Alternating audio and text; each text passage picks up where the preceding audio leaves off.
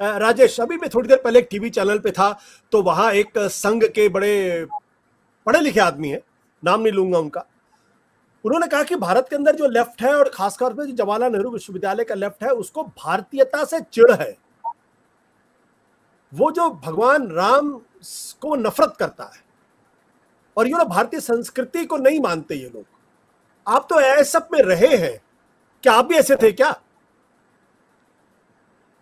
आशुतोष जी, उनकी बात छोड़िए, आप अलग से एक शो रखिए भारतीय संस्कृति के ऊपर, और आप ये जो रामचरितमानस से लेकर हनुमान चालीसा तक, उसके ऊपर भी हम बहस करने के लिए तैयार हो जाएंगे। तो उनकी बात छोड़ दीजिए, उनमें से कोई जो चीजों के बारे में वो बात करते हैं, देखिए हम लोग ये बेफुजुल की बात करते हैं। आप जिनके बारे में बात करते हैं दरअसल में वो पढ़े लिखे ही नहीं है। क्या पढ़े क्या नहीं पढ़े वो अलग बात है, वो पढ़े लिखे ही नहीं, वो इलिटरेट है, और इससे ज्यादा और कुछ नहीं कहा जा सकता है। देखिए, बड़ा सबसे बात ये है कि जो बाकी वक्ता कह रहे थे कि ये जो हुआ जेएनयू में, ये कोई एक आइसोलेटेड स्पॉन्टेनियस इंसिडेंट नहीं है, ये एक सोची समझी रणनीति के तहत हुआ है। 7-8 जगह एक तरह से आपको इस तरह का खबर आया, लगभग सेम स्क्रिप्ट है। तो सवाल ये उठता है कि हमारे देश में रामनवमी तो हर साल बनते हैं, नवरात्र तो हर समय सेलिब्रेट होते हैं, तो जनता को ये सवाल पूछना चाहिए कि भाई अचानक ये क्या हो गया कि अभी जो है इनको लेकर ये सब अचानक लोग कहते हैं कि इस समय में लोगों को नॉन वेजिटेरियन खाना नहीं चाहिए, ये तनाव क्यों हो रहा है? ये जनता को मालूम भी है, जनता की अपनी, शायद जनता में कुछ तबकों का कुछ अपनी मजबूरी है, वो दूसरे तरह देख रहे हैं, क्योंकि अभी उनके घर के सामने आके कोई नंगा नाच नहीं किया। जिस दिन उनके घर के सामने आके नंगा नाच करने लग जाएगा, उस दिन वो भी बोलने लग जाएगा। आपने जैसे ट्विटर में आज बोला कि आपको अभी शायद आप भी सोच रहे हैं कि नॉनवेज छोड़ देंगे क्योंकि आपको मार खाना पड़ेगा। मुझे भी लोग बोलते हैं कि भाई वेजिटेरियनिज्म थोड़ा सा एडॉप्ट करो तो तबीयत अच्छा रहेगा, तो मुझे अच्छे सुझाव दे रहे थे लोग, मैं सुनता नहीं था। मैं भी हो सकता है कहूंगा कि भाई मेरे को मार नहीं चाहिए, मैं नॉनवेज छोड़ दूंगा, हो सकता है मैं भी आगे जाके कहूँ। तो जनता के साथ ये होगी।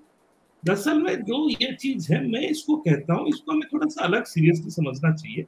ये है क्या राजनीति? किस चीज, कौन सी राजनीति की बात हम कर रहे हैं? मैं इसको कहता हूँ पॉलिटिक्स ऑफ परमानेंट बवाल। ये मेरी वर्ड नहीं है, ये हमारे एक मित्र जो गुजर गए हैं, वो बहुत साथी, बहुत ऐसे ऐसे चीजें बता जाते थे।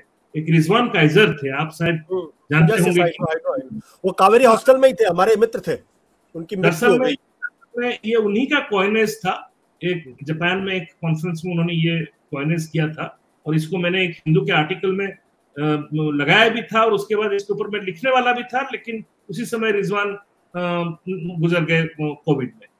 पॉलिटिक्स ऑफ परमानेंट बवाल, ये जो नेतृत्व है आज जो सत्ता में है, उनका राजनीति एक परमानेंट बवाल की राजनीति है। हर समय देश के अलग अलग प्रांतों में इस तरह से हथकंडे मचाते रहे, इस तरह से केओस चलाते रहे, क्योंकि ये जो केओस है ये इनके राजनीति के लिए बहुत जरूरी आवश्यकता है। ये तनाव, एक परमानेंट तनाव हर जगह लगातार चलते रहे, और जो जैसे गुरदीप कह रहे थे, ये एकदम सोची समझी एक रणनीति है। क्योंकि जो हमारी लीडरशिप है, जो एक कल्चरल पॉपुलिज्म का जो लीडरशिप होता है, वो हमेशा क्राइसिस में थ्राइव करता है। और अगर वो ऐसा हो, एक इतना संगठित पार्टी हो, कैडर बेस्ड पार्टी हो, जो कि इस तरह के क्राइसिस सिचुएशन में अपना मशीनरी को यूज करके उन क्राइसिस का एक फायदा उठा ले, एक लोगों की एक चिंताधारा, विचारधारा को बदल दे, और जो लोगों की प्रेजुडिस है उसको वेपनाइज कर दे, वही हुआ है, वही हो रहा है इस देश। और इसीलिए हमें इसको, जेएनयू में जो हुआ है ये आइसोलेटेड इंसिडेंट नहीं है। जेएनयू जैसे कहा, आइलैंड कभी नहीं रहा, अभी भी नहीं है। आइलैंड के तरफ मानते थे आप, लेकिन वो कभी नहीं आइलैंड रहा, ठीक है। और उसका ये एक कारण है, लेकिन इससे बड़ा और एक दूसरा कारण आपको सवाल पूछना पड़ेगा कि ये जेएनयू आज हुआ है, लेकिन ये 2000 सरकार में आने के बाद से ही ये जेएनयू के ऊपर इनका नजर क्यों पड़ी है? और वही सबसे बड़ा चीज जो सारे हमें सारे लोगों को, जो लोग इनके सपोर्ट भी करते हैं, जो इनके बड़े हिताकांक्षी है, उन्हें भी सोचना चाहिए। दरअसल में जो जेएनयू के ऊपर हो रहा है वो कुछ नहीं है, पब्लिक यूनिवर्सिटी और जो पब्लिक यूनिवर्सिटी की जो रोल होती है एक समाज में और समाज की गठन में, उसको ये खत्म करना चाहिए। अभी विनोद जी बता रहे थे जेएनयू करता क्या था, तो मैं आपको एक छोटा सा एग्जांपल दे दूंगा। बड़े बड़े थ्योरी का बात करने से हमारे दर्शकों को शायद इतना दिलचस्पी नहीं होगी। मैं जेएनयू आया कुछ दिनों के बाद, 2 साल के बाद मेरे पिताजी का एक बार फोन आया कि यहाँ पे हमारे यहाँ पे एक पियोन के नौकरी में एक आदमी है, उसका बेटा यूनिवर्सिटी में, उत्कल यूनिवर्सिटी में 7th पोजीशन आया है और वो उसको नौकरी में लगवाना चाहता है। मेरे पिताजी पावर इंजीनियर थे, वो बोल रहे थे कि ये तालचे थर्मल पावर स्टेशन में नौकरी में लगाना चाहता है। ये नौकरी क्या करेगा, एक क्लर्क, क्या लोअर डिवीजन क्लर्क का करोगे, लड़का बहुत अच्छा है, उसको तुम थोड़ा गाइड करो, जेएनयू में ले जाओ। वो बंदा हमारे कमरे में आया रहा, वो उसे जल्दी था, वो जरूर आईएएस बनता, बहुत ब्राइट लड़का था, 2 पेयर कपड़े थे, मेरिट कम मींस स्कॉलरशिप के अंदर उसको मेस बिल नहीं देना पड़ता था, और उसके पैसा मुझे नहीं लगता है कि उसके घर से आते हुए, मेरे फादर मुझे भेजते थे 500 रुपए, कहते थे उसके लिए है, और उस पैसे से उसको दिन में सिर्फ 1 कप चाय पी सकता था, सिर्फ 1 कप चाय। He had to be diligent, उससे आगे वो खर्चा नहीं कर सकता था। वो लड़का एमए के बाद वो उड़ीसा एडमिनिस्ट्रेटिव सर्विस ओएफएस मिल गया।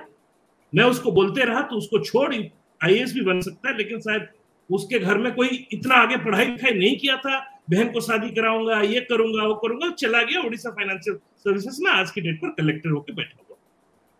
जेएनयू वो है, जेएनयू में वो, और लड़का जो है, मैं बोलना नहीं चाह रहा था, दलित वर्ग का था, जायज।